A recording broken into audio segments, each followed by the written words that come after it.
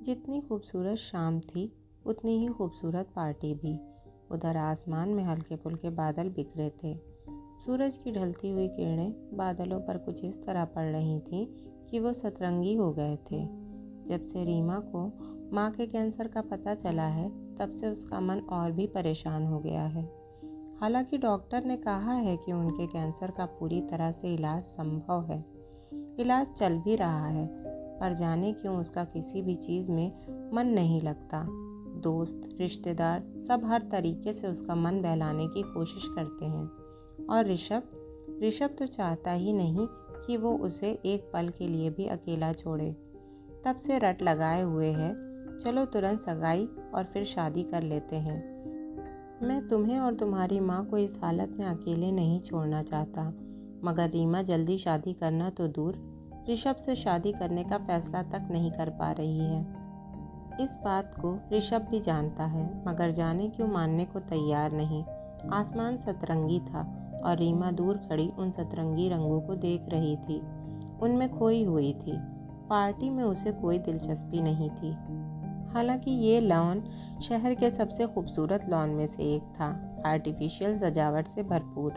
तरह तरह के महंगे पौधे लॉन के चारों तरफ लगे हुए थे और बिजली की खूबसूरत लड़ियां उनकी खूबसूरती को चौगुना कर रही थी। आसमान पर शाम उतर रही थी और पार्टी में धीरे धीरे रंगत बढ़ती जा रही थी। खूबसूरती से सजे राउंड टेबल और उनके चारों ओर लगी कुर्सियों में कंट्रास्ट वाइट और रेड कलर के टेबल क्लॉथ और कुर्सियों के कवर बड़े ही खूबसूरत लग रहे थे। एक वेटर रीमा के पास आया, बड़ी नज़ाकत के साथ झुककर उसे विश किया और रिक्वेस्ट की कि किसी टेबल पे बैठकर स्नैक्स ले ले, मगर रीमा ने इशारे से मना कर दिया। थोड़ी देर बाद ऋषभ खुद आया। वो अपने हाथ में वेटर की तरह ट्रे पकड़े था। उसे देख रीमा को संकोच हो गया। ऋषभ के आग्रह पर उसने प्लेट में कुछ स्नैक्स लिए। ऋषभ ने ट्रे अपने साथ आए वेटर को पकड़ा दी और उसके साथ ही खड़ा हो गया। इस तरह कब तक उदास रहोगी रीमा? आओ, जिंदगी तुम्हारा इंतज़ार कर रही है। घबराओ नहीं, मैं ना डांस के लिए तुमसे रिक्वेस्ट करूँगा और ना ही किसी भी तरह के स्टेज प्रोग्राम में पार्टिसिपेट करने के लिए। बस तुम सबके बीच बैठो। क्या पता पार्टी में तुम्हें कोई ऐसा मिल जाए जिससे मिलकर तुम्हें खुशी हो, अच्छा लगे। प्लीज़। ऋषभ ने कुछ ऐसे अंदाज से कहा कि रीमा को उसके साथ चलना ही पड़ा। यही नहीं, उसका कुछ बोलने का भी दिल किया। पता है ऋषभ, मुझे ढलती हुई शाम का आसमान देखना हमेशा से बहुत अच्छा लगता है। ऋषभ अचानक पलट गया। वो कहने लगा, आज तो मुझे बहुत खूबसूरत तोहफा मिला है, तुम्हारी हल्की सी हंसी का, और इससे भी बड़ा तोहफा ये कि तुमने अपने दिल की कोई बात मेरे साथ शेयर की। शुक्रिया रीमा, कहकर ऋषभ चला गया। शाम ढलने के बाद रीमा धीरे धीरे पार्टी में अंदर आ गई। अब तक लगभग सभी लोग आ चुके थे। चहल पहल बढ़ गई थी। स्टेज पर तरह तरह के कार्यक्रम हो रहे थे। तभी ऋषभ उसे देखकर बड़ी ही नज़ाकत के साथ मुस्कुराया। उसकी इस मुस्कान में बहुत कुछ था, शुक्रिया, आभार, प्यार। इन सबसे बड़ी बात ये कि ये मुस्कान, ये आभार उसे कहीं से भी बनावटी नहीं लगता। पर क्यों उसका दिल मानता नहीं? क्यों उसका दिल ऋषभ से एक दूरी बनाकर रखना चाहता था? अपने अपार्टमेंट में पहुंचकर रीमा बिस्तर पर लेट गई। आज ऋषभ के व्यवहार ने उसे अंदर तक छू दिया था। वो जानती थी कि ऋषभ उसे टूटकर चाहता है, मगर जाने क्यों मानने को तैयार नहीं होती थी। कारण था उसका अतीत। उसने अपने मन में ये धारणा बना ली थी कि अमीर लोग जालिम होते हैं। ऋषभ उसके पिता जैसा ही अमीर था। उसने देखा था कि किस तरह उसके अमीर पापा ने मम्मी की ज़िंदगी जहन्नुम बना दी थी।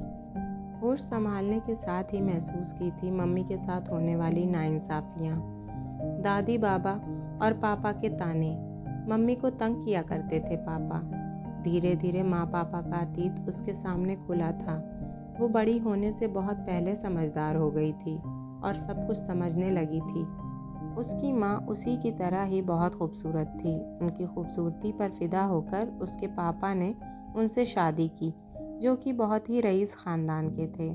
माँ मिडिल क्लास की थी। उसके ससुराल में उसे हर समय ताने सुनने को मिलते थे। रीमा अपनी माँ के साथ होते अत्याचारों को देखते हुए बड़ी हुई। हालांकि उसके पिता या दादी बाबा ने कभी भी उसके साथ गलत व्यवहार नहीं किया, मगर अपनी ही माँ के साथ इतना गलत होते आखिर बच्चा देखेगा तो उस पर असर तो खराब ही पड़ेगा। रीमा 10-12 साल की होगी तब तक माँ की बर्दाश्त खत्म हो गई और उसने पापा से अलग होने की ठान ली। हालांकि रीमा माँ के साथ रहना चाहती थी और माँ भी उसे छोड़ना नहीं चाहती थी, मगर कोर्ट में पापा उसकी कस्टडी जीत गए। बस उस दिन से ही रीमा खामोश हो गई। फिर होठों पे कभी मुस्कान नहीं आई। जब उसके माँ पापा को तलाक मिला वो 14 साल की थी। उम्र के उस मोड़ पर जब उसे माँ की सबसे ज़्यादा ज़रूरत थी, माँ उससे छिनने लगी और उसकी माँ ने तो कस्टडी ना मिलने पर तलाक का मुकदमा भी वापस लेना चाहा था। वो हर जुल्म सहने को तैयार थी, पर रीमा को छोड़कर जाने को तैयार ना थी। लेकिन तब तक उसके हाथ से बात निकल चुकी थी। रीमा के पापा अब तलाक ना देने को राज़ी ना थे। तलाक के तुरंत बाद उसके पापा ने दूसरी शादी कर ली। खामोश रीमा अब तो बिल्कुल ही अपने भीतर ही कैद हो गई। उसकी नई माँ पापा की तरह रईस ख़ानदान की थी। वो पापा को बहुत पसंद थीं। उसके सामने ही अक्सर वो एक दूसरे की बाहों में बंध जाते। उसकी नई माँ पापा के साथ शराब पीती और पार्टियों में हंसी मजाक में लगी रहती। उन्हें रीमा से उसके सुख दुख से कोई मतलब न था। इतने बड़े घर में रीमा तन्हा और उदास रहती तो ऋषभ ही उसका सहारा होता। ऋषभ का बंगला उसके पिता के बंगले के बगल में था। वो दोनों तब से दोस्त थे जब से दोस्ती का मतलब भी नहीं जानते थे। कोर्ट ने माँ को जितना भी अधिकार दिया था वो उससे मिलती रहती थी। अक्सर रोती कि मुझे कुछ और सहन कर लेना चाहिए था ताकि मैं तुम्हारे पास रहती, मगर रीमा माँ के फैसले की कद्र करती थी। वो कहती कि तुम जितना समय मेरे साथ बिताने आ जाती हो उसमें मैं अपने दिल की सब बातें तुमसे कर लेती हूँ, इसलिए तुम चिंता मत करो, तुम्हें इस नर्क में आने की ज़रूरत नहीं है। जैसे ही रीमा 18 की हुई वैसे ही वो अपनी माँ के पास आ गई। उसकी माँ उसे देखकर बहुत खुश हुई। मगर किस्मत के खेल भी निराले होते हैं। शायद रीमा की किस्मत में खुशी लिखी ही नहीं थी। माँ के पास आकर उसने हंसना शुरू ही किया था कि माँ को कैंसर डिटेक्ट हुआ। उसने अपनी माँ को तिल तिल मरते देखा था। वो अपने पिता से नफरत करती थी। उसने अपने मन में धारणा बना ली थी कि अमीर लोग अय्याश होते हैं और घमंडी भी, इसीलिए वो ऋषभ को स्वीकार नहीं कर पा रही थी। ऋषभ के रंग ढंग उसे अच्छे नहीं लगते थे। अमीर लड़कों के जितने भी शौक होते हैं, या ये कह लो कि जितने भी शौक उसने अपने पापा में देखे थे वो सब ऋषभ में भी थे। ऋषभ के कमरे में भी उसके पापा के कमरे की तरह बार था। वो भी स्पोर्ट्स कार चलाने का शौकीन था। उसके पापा की तरह उसने भी पूरे शरीर पर टैटू बनवा रखे थे। यहाँ तक कि उसे कपड़े भी उसी ब्रांड के पसंद थे जिस ब्रांड के कपड़े उसके पापा पहनते थे।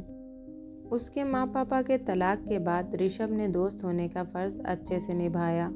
वो उसे हर तरह से खुश रखने की कोशिश करता, पर रीमा ने तो जैसे खुद को एक कवच में बंद कर लिया था। हालांकि वो अक्सर ऋषभ के घर चली जाती और उसके साथ बस खामोशी से बैठी रहती। उसके बगीचे में एक झूला था। रीमा वहीं जाकर बैठ जाती और ऋषभ उसके बगल में आकर बैठ जाता और उसका हाथ अपने हाथों में ले लेता। वो घंटों बस यूं ही खामोश बैठे रहते। उन लम्हों में ऋषभ के प्यार की गहराई को महसूस करती रीमा। उसके 16वें बर्थडे पर ही ऋषभ ने अपनी मोहब्बत का इजहार कर दिया था। तब से लेकर अब तक न जाने कितनी बार वो अपनी मोहब्बत का यकीन दिलाने की कोशिश कर चुका है, पर रीमा पर उसकी किसी बात का कोई असर नहीं पड़ता था। माँ की कराह से रीमा वर्तमान में वापस आई। माँ की तबीयत बिगड़ने लगी थी। रीमा तुरंत माँ को लेकर हॉस्पिटल भागी। माँ को इंजेक्शन दे दिया गया था। माँ सो रही थी। डॉक्टर ने कहा कि घबराने की कोई बात नहीं है, तो रीमा सुकून से आंखें मूंद कर बेंच पर बैठ गई। तभी किसी की सिसकियों की ओर उसका ध्यान गया। उसने देखा तो उसके बगल में बैठी लड़की रो रही थी। अरे रेखा, तुम? रीमा उसे पहचान कर बोली। ये रेखा उसके कॉलेज की दोस्त थी। दोनों को उनके दर्द ने ही दोस्त बनाया था। रेखा यहाँ अपने पापा का इलाज कराने आई थी। रेखा के घर के हालात भी कुछ कुछ उसके जैसे ही थे। वो कई बार उसके घर गई थी। उसके पापा बहुत अच्छे थे, सब बच्चे उनसे बहुत हिले मिले थे। बड़े ही साधारण से दिखने वाले उसके पापा बहुत ही हंसमुख और बुद्धिमान थे। सब बच्चों की तरह वो भी रेखा के पापा को बहुत पसंद करती थी। माँ के ठीक होने के बाद रीमा रेखा और उसके पापा से मिलने गई तो पता चला कि उसका घर बिक गया है। वो उसके नए पते पर पहुंची तो देखकर शॉक्ड रह गई कि वो एक चौल में रहती है। अंकल अब भी उसी ममता से पेश आए जैसे वो अभी भी एक छोटी बच्ची हो। एकांत मिलते ही रीमा के आंखों में प्रश्न देखकर रेखा के दर्द की नदी बह निकली। क्या बताऊं रीमा, तूने मेरी माँ को तो देखा ही है। मेरी माँ एक मध्यम वर्ग की लड़की थी और पापा बहुत रईस खानदान के थे। पर जैसा कि तू जानती ही है, उन्हें आधुनिक जिंदगी की तड़क भड़क और रईसी आर्टिफिशियलिटी बिल्कुल पसंद न थी। इसीलिए उन्होंने एक साधारण घर की लड़की से शादी की। पर मम्मी ने पापा से शादी उनके धन वैभव की लालच में की थी। अपनी अय्याशी से उन्होंने पापा की ज़िंदगी नर्क बना दी। मम्मी के पास तो कभी मेरे लिए समय ही नहीं रहा। पापा ने ही मुझे पाला। पर जब पापा को व्यापार में घाटा हुआ और उनके पास मम्मी के शौक़ पूरे करने के लिए पैसे कम पड़ने लगे तो मम्मी उन्हें और मुझे छोड़कर किसी और के साथ। रेखा की सिसकियाँ फूट पड़ीं। पापा के इलाज के लिए हमने बंगला बेच दिया। अब मेरी कमाई से घर चलता है, लेकिन मुझे खुशी है कि मैं पापा के किसी काम आ रही हूँ। आज रीमा के अंदर जैसे तूफान आ गया, जिसने उसकी पुरानी सोच को तोड़ फोड़ कर रख दिया था। घर पहुँची तो ऋषभ बैठा था। माँ हंस रही थी। देखा आंटी, मैंने कहा था ना कि मेरा ये चुटकुला आपको ज़रूर हंसाएगा। मैं भी तो सुनूं, ऐसा कौन सा चुटकुला है जिसने मेरी माँ को हंसा दिया। ऋषभ उसके इस खुश रूप को देखकर एकटक देखता रह गया। खुशी से उसकी आंखों में आंसू आ गए। उसे छोड़ने गेट तक आई तो ऋषभ बहुत ही भावुक स्वर में बोल उठा, रीमा, आज बातों बातों में मुझे मेरी वो कमी पता चल गई जिसके दूर हो जाने से तुम मेरी मोहब्बत का यकीन कर लोगी। मैंने फैसला कर लिया है कि मैं अपनी दौलत एक ट्रस्ट को दान कर दूंगा। तब तो मैं तुम्हारे काबिल हो जाऊंगा ना। रीमा ने ऋषभ की आंखों में देखा। वहाँ प्रशांत सागर से भी ज़्यादा गहराई दिखी उसे। ये क्या बचपना है? उसने प्यार से उसे झिड़का। बचपना नहीं, दीवानगी। मैं तुम्हारी नज़रों में तुम्हारे प्यार के काबिल बनने के लिए कुछ भी कर सकता हूँ। अगर तुम्हें लगता है कि अमीरी ही इंसान के बुरे होने का कारण है तो नहीं चाहिए मुझे ऐसी अमीरी। ऋषभ की आंखों में आंसू छलछला आए। प्यार का अच्छे इंसान होने या अमीरी गरीबी से कोई रिश्ता नहीं है, ये मैं समझ चुकी हूँ। प्यार की काबिलियत की बस एक ही पहचान है कि वो दूसरे के दर्द को पहचानता है, कि वो अपने प्रेमी के दर्द को दूर करके उसे खुशियाँ देना चाहता है। बाकी सब। रीमा की आवाज़ भर्रा गई। वो ऋषभ के गले लगकर रोने लगी। दोस्तों, कैसी लगी आपको ये कहानी? अगर अच्छी लगी हो तो लाइक शेयर ज़रूर कर दें। ऐसी ही दिल को छू जाने वाली कहानियाँ सुनने के लिए मेरा चैनल सब्सक्राइब करें और साथ ही बेल के आइकन को ज़रूर प्रेस कर दें ताकि आने वाली वीडियो की नोटिफिकेशंस आपको मिलते रहें। मिलते हैं अपने नेक्स्ट वीडियो में। तब तक के लिए बाय बाय।